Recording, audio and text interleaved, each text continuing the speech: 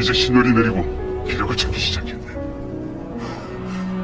Kesembuhan Dongyi berkat ramuan dari raja disambut sukacita oleh Junso. Ia juga mengatakan jika catatan keuangan yang Dongyi berikan berhasil mengungkap kejahatan Hejai. Selain itu, polisi juga menggunakan bukti palsu sehingga menjebak kepala keuangan ke dalam perangkapnya.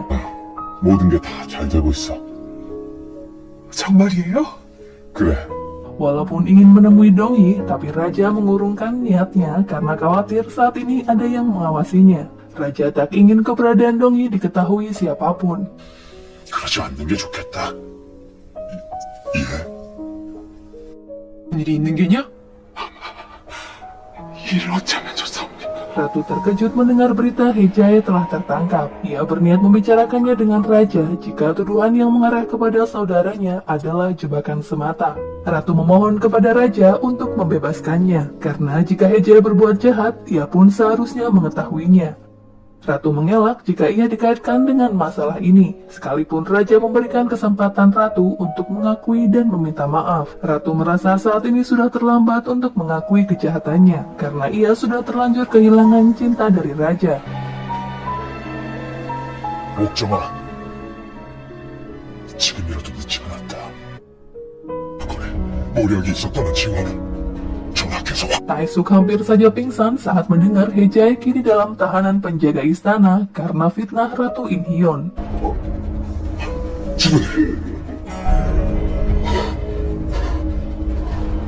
Taesuk yakin jika semua belum berakhir pada Hejai. Saat Ratu Inhyeon dibuktikan tak bersalah, Ratu Jang tentunya dalam bahaya dan bisa menyebabkan kehancuran fraksi selatan. 어떻게 말이냐? Dalam kondisi sebagai tahanan, Hejai masih menganggap dirinya tak bersalah karena ada seseorang yang berusaha menjebaknya. Sikap Hejai yang tak tahu malu itu dipatahkan oleh polisi Seo yang sudah mendapat bukti jika Hejai adalah dalang di balik penurunan Ratu Inhyeon, bahkan rencana pembunuhan Dongyi di provinsi Uiju. 그 많은 죄를 짓고도 제 입으로 무고하다니. 그래도 죄를 자복하지 못하겠느냐? Karena tak ada satupun orang suruhannya yang mengaku, polisi Seo tak segan menyiksa Hejai untuk mempercepat proses pengadilan. Kepanikan juga terjadi pada fraksi selatan. Keputusan raja untuk menyiksa Hejai yang juga saudari ratu menandakan jika raja mulai bersikap melawan fraksi selatan. 아닌 건 전하께서 남인들을 원하는 우유중을 붙이시. Ratu bertekad tak akan menyerah walau tahtanya kini berada di ujung jurang. Ia merencanakan sesuatu untuk menyelamatkan Hejai dan satu-satunya cara agar mereka tetap hidup.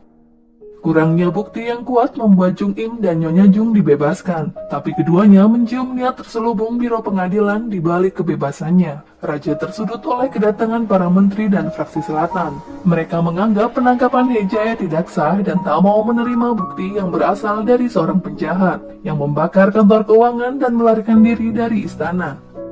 Raja berkata jika Dongyi melarikan diri karena ingin menyelamatkan nyawanya, bukan karena takut telah berbuat kejahatan. Taesuk membandingkan kasus Ratu Jang yang telah membebaskan para tersangka karena kurangnya bukti.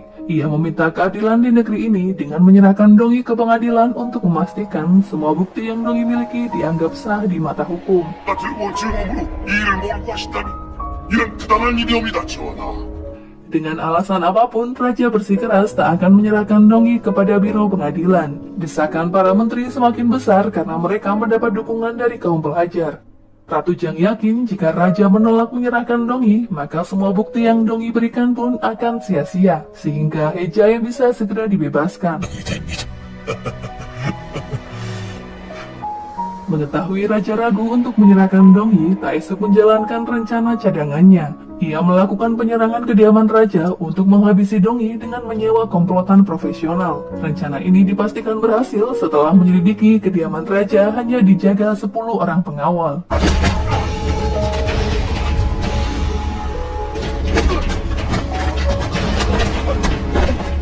Tindakan mereka yang cukup berani pun akhirnya dilumpuhkan oleh Junso yang selalu bersiap di tempat yang tak mereka ketahui.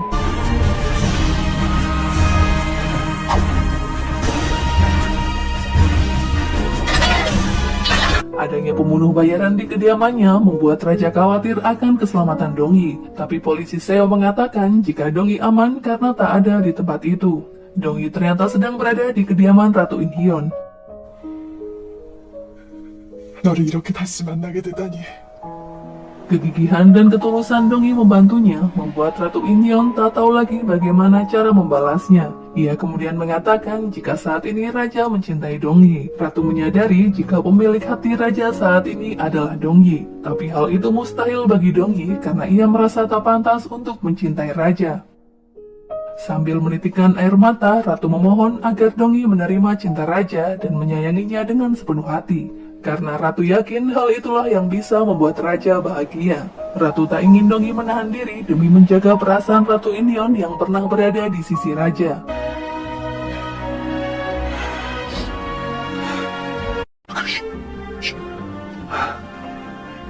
전화 있었다. 임금이 나한테 Dongyi dan raja menghabiskan malam itu sambil minum arak di sebuah kedai dengan penjagaan yang ketat. Dongyi mengutarakan niatnya untuk kembali ke istana dan bekerja seperti dulu lagi jika permasalahan ini telah selesai. 님께서 든든한 제 편이신데 감히 누가 저한테 해코지하겠습니까? 야, 그래서 저는 Ia berjanji tak akan gentar menghadapi biro pengadilan dan kekuasaan fraksi selatan. Dongyi akan berusaha semaksimal mungkin untuk kebaikan raja.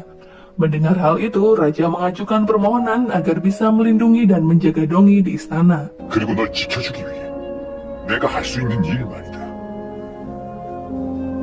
무슨... 지금 즉시 입고하라. 하멜 계셔. Keesokan harinya, raja mengirim hadiah kepada Dongyi berupa pakaian yang sangat indah. Raja ingin Dongyi menggunakan pakaian itu saat dirinya kembali ke istana.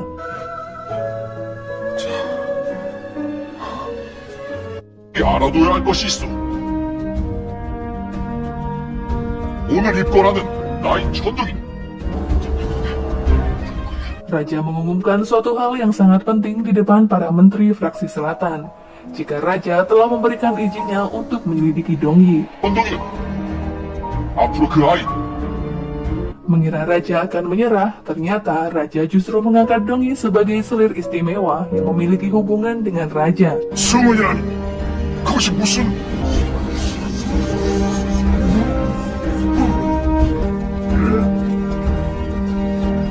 Dongyi memasuki istana dengan tandu dan diperlakukan secara terhormat sebagai selir kerajaan.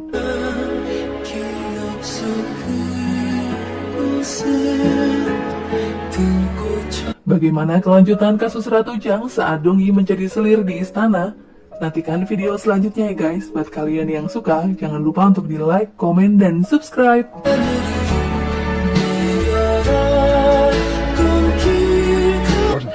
뭔가 좀 이상합니다. 당연하지. 지말로 이 호래 이불로 기어들어오는데 아! 지금 말하려고 그랬는데 결국이야. 지금 뭐라고 했어 중전? 거래를 하자니. 전하, 어서 돌리자. 그 아이가 제 마음이 간절히 원하는 것은 한 마리 이제 남아있지 않잖아.